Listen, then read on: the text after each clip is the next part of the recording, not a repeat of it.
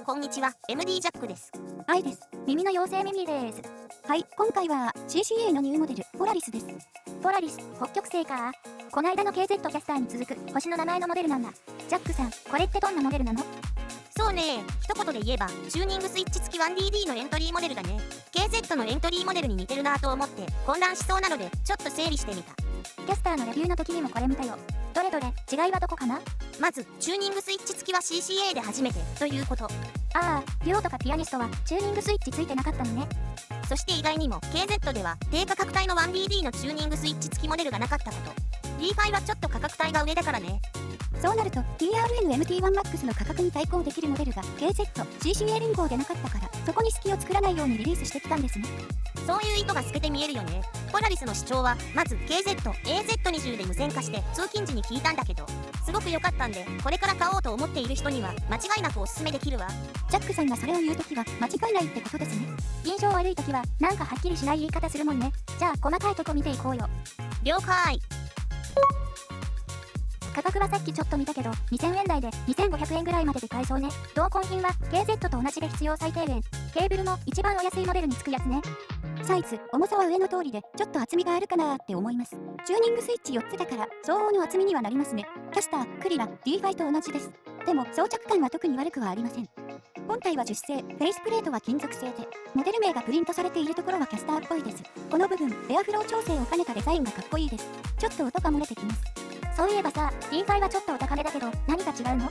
愛も気になってたんだけど重さが全然違うのよ。 D5 はオール金属製ボディでかなりがっちりした作りなのよね。ほんとだ、重さ倍以上あるんだ。でも5000円弱だと価格が半分ぐらいの TRN-MT1MAX にはかなわないよね。 MT1MAX 売れてそうだもんね。ドライバーはデュアルキャビティダイナミックタイプ1機、口径は多分 10mm。 チューニングスイッチは主に低域のコントロールができる。詳細はこの後波形見ながらにしよう。まずイヤーチップの比較をさらっと見てもらおうかな。低域、高域の両方で出方が中間ぐらいのスパイラルドットを音収録にしよう。バンドルイヤーチップにも似た感じ。またスパイラルドットを使うんだ。気に入るとそればっかりになってない？多少はあるけどお気に入り度プラス波形比較で平均的かということと本体に装着した時緩すぎないかというポイントはチェックしてる。今回は装着時ちょっと緩めではあったけど低域が抜けていないのは波形で分かったから採用ってことで。なるほど。次はチューニングスイッチの比較ですね。低域を3段階でブーストプラス低域を一番ブーストした状態でゲインを上げたのがスイッチオールオンだね。高域は調整できないってことですね。単に高域をブーストするスイッチはないけどスイッチ4だけオンにしてスイッチオールオフとレベルを合わせると低域が少し下がってる。なので結果スイッチ4だけオンだと高域が少し上がって聞こえるね。2キロ周辺だけとか7キロ周辺のピークだけコントロールっていうのができないけどね。ああ、なるほど。でも案外このぐらいでいいかなって思うことは多いです。次は他モデルとの比較です。全てのモデルチューニングスイッチはオフの状態ね。基本的には割と似た感じだなーって思うんだけどポラリスは ST1 プロほどではないけど低域から中低域にかけて厚みのある傾向。かなりバランス取れてるね。 KZ と TRN で中高域のチューニングの違いがはっきり出ているのも面白い。今回のサウンドチェックはポラリスと TRN-MT1MAX の比較で聞いてみようと思う。同価格帯の直接対決になるね。音調整はポラリスを基準にしたから MT1MAX が軽めで明るい音に聞こえるかな。はい、了解です。ではサウンドチェックいきましょう。音量上がります。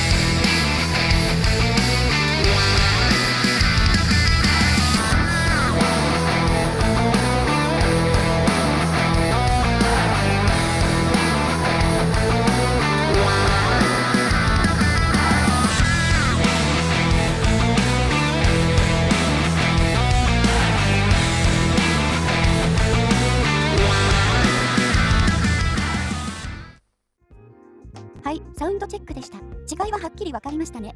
そうだね。MT1MAX の方が軽めで明るいというのは波形通り。本体のデザイン含め、あとはお好みでどうぞ。だね。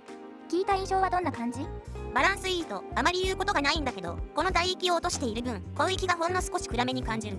でも、抜けが悪いとは思わない。中域をあまり落としていないので、メリハリは感じず、無難な感じの出音で、あまり面白みはないけど、バランスいいと個人的にそう感じることが多いってだけだと思う。空間は広めに感じるけど、立体感はあまり感じず、割と平面的。とはいえ2000円台なんだよね。十分でしょう。リケーブル、アンプ変更、バランス接続で芯の通った感じに変化。ケーブルだけは変えといた方がいいでしょうね。